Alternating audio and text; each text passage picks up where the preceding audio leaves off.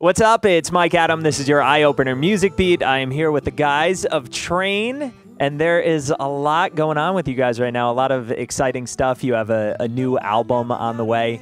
I actually heard the writing process took place in numerous cities. Yeah, I think that the first place was New York, then London, Seattle, Los Angeles, Nashville. Is that always the situation? No, I don't think I've done much. Let me think. I never did any writing in London as extensively as this album, but it was just a kind of a grueling process to try to find the best parts of whatever you're capable of, you know, and then matching it with somebody else's personality and the way they do things, and man. A lot of songs are not making this record. A lot of songs aren't even close, and some were almost there, but it was a lot of work, man.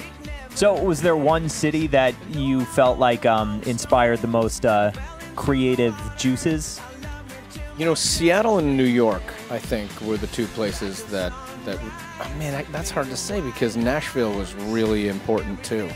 You know, I would maybe say that Nashville and New York were the two places where everything kind of took shape.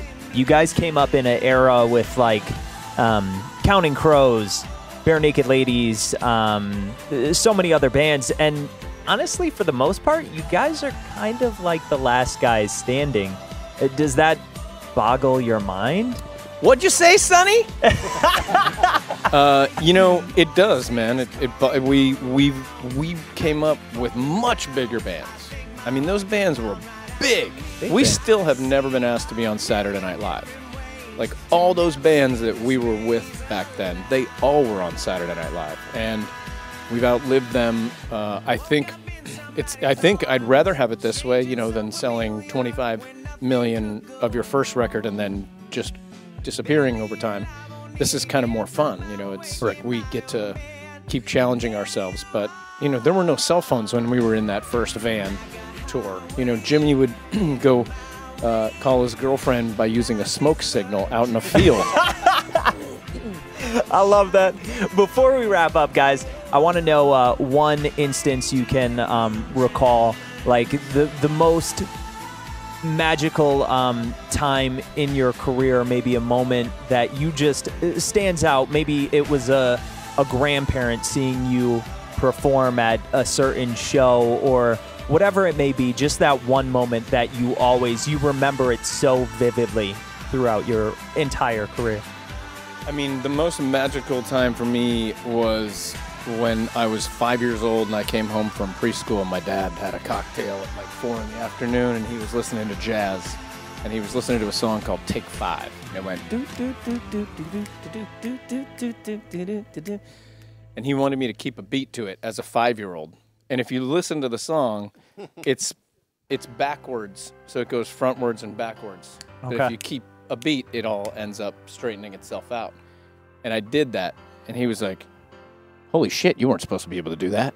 And that was the moment. And that was like, I was like, yeah, dog, that's the way we do it. So I got all gangster on my dad at 5 years old. It was really funny, though, because it actually sticks in my mind so vividly that that was my first musical moment. It was a pivotal moment for you, right?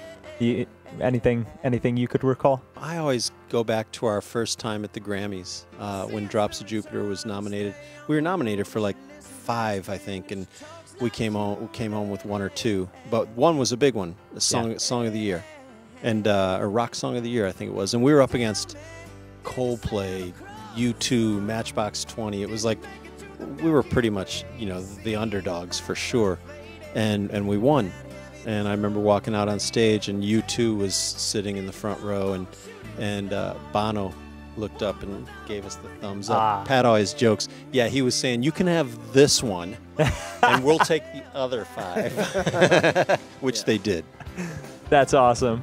Hanging out with the guys at Train. Yeah, thanks. Well, yeah. You're terrible at this.